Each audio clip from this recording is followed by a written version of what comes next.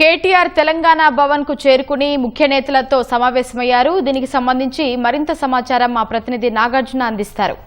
నాగార్జున, చెప్పండి, మీ దగ్గరున్న తాజా సమాచారం ఏంటి? తెలంగాణ భవన్ నుంచి అక్కడ కార్యకర్తలతో మాట్లాడిన తర్వాత మీడియాతో మాట్లాడిన తర్వాత ఆయన నేరుగా జూబ్లీహిల్స్ పోలీస్ స్టేషన్ కి రానున్నారు. జూబ్లీహిల్స్ పోలీస్ స్టేషన్ వద్ద ప్రస్తుతం ఆయన విచారించనున్నారు.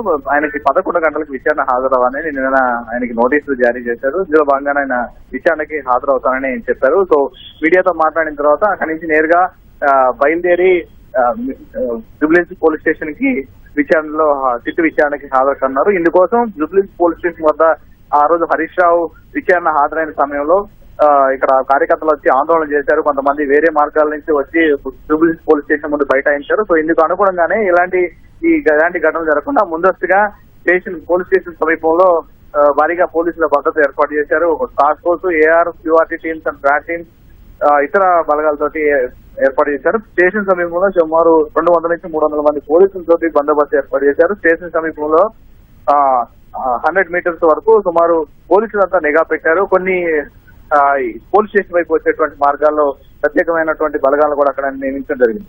సో ఇందుకోసం అయితే ఇప్పుడు విచారణకు హాజరైన తర్వాత ముఖ్యంగా ఈ కేటీఆర్ విచారణ ఇందులో చాలా కీలకంగా అని భావిస్తారు. ముఖ్యంగా 160 CRPC కింద నోటీసులు ఇచ్చారు. మొన్న హరీష్ రావు కూడా అదే నోటీసులు జారీ చేసి ప్రస్తుతం విచారణ చేశారు. ఆ విచారణ సమయంలో అతని ఫోన్ కూడా ట్యాప్ అయిన విషయాన్ని ఆయన కూడా స్పష్టం చేశారు. అతని పైన కూడా నిఘా ఉంచిన విషయాన్ని కూడా హరీష్ రావుకి స్పష్టం చేశారు. సో ఈ రోజు విషయంలో ఏం జరుగుతుందో చూడాలి. ఎందుకంటే ప్రధానంగా చూస్తే ఆ రోజు ఇచ్చినటువంటి 160 CRPC కింద ఇచ్చినటువంటి నోటీసులో భాగంగా అతనికి ఆ విషయాన్ని చెప్పారు. ఈ రోజు కేటీఆర్ విచారణలో భాగంగా అతనికి సంబంధించినటువంటి ఏమి ప్రశ్నలు అడుగుతారనేది ఉత్కంఠగా మారింది. దాంతో పాటుగా ఎలక్టోరల్ బాండ్ కి సంబంధించినటువంటి వ్యవహారంలో కొన్ని ప్రశ్నలు వచ్చే అవకాశం మనకు కనిపిస్తోంది.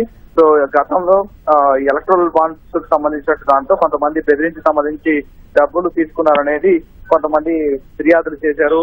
ఈ ఫిర్యాదులు దాంతో పాటుగా అప్పుడు కన్ఫెషన్ స్టేట్మెంట్ లో రాధాకిషన్ రావు తెలిపినటువంటి వివరాల ప్రకారం అప్పుడు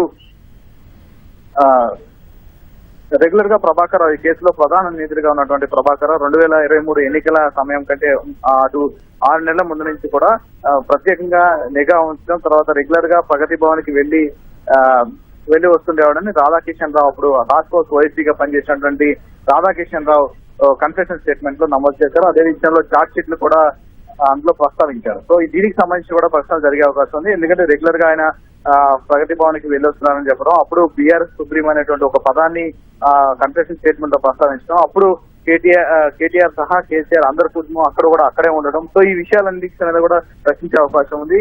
ముఖ్యంగా ఈ ప్రశ్నలన్నింటినీ కూడా ముందస్తుగా రెడీ చేసుకున్నటువంటి సిట్ అధికారులు 11 గంటలకు ఆయన రాంగులను విచారణ చెందారు. సో మొన్న ఆ రోజు విచారణలో భాగంగా ఈ కేసు ఐఓగా ఉన్నటువంటి వెంకటగిరి విచారణ ఆయనతో పాటుగా మరో 2 సిట్ లో ఉన్నటువంటి అధికారులు విచారణ చేశారు. 3 అధికారులు అతను విచారించారు. సో ఈ రోజు కేటీఆర్ విచారణలో ఇంకా పాల్గొనే అధికారులు ఇప్పటికే సిట్ అధికారులు జూబ్లీహిల్స్ సిట్ కార్యాలయానికి చేరుకున్నారు.